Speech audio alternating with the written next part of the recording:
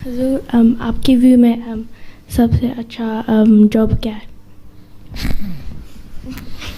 सबसे अच्छा जॉब किसके लिए है? हमारे लिए। मर्दों के लिए, औरतों के लिए, लड़कियों के लिए हैं?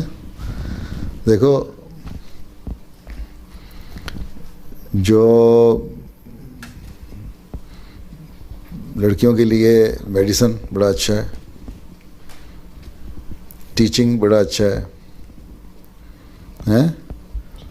फिर ज़ुबानें सीखना ट्रांसलेशन के लिए, हैं? ठीक है।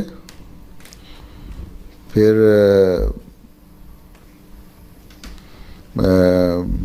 अगर साइंस में शौक़ है तो रिसर्च में भी जा सकती हैं, कोई हर्ज नहीं है।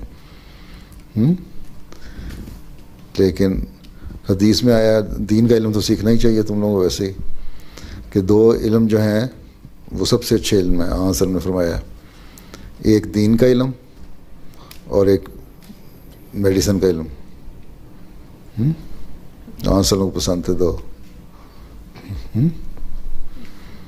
लेकिन बाकी भी सीखो, टीचिंग भी अच्छी है लड़कियों के लिए।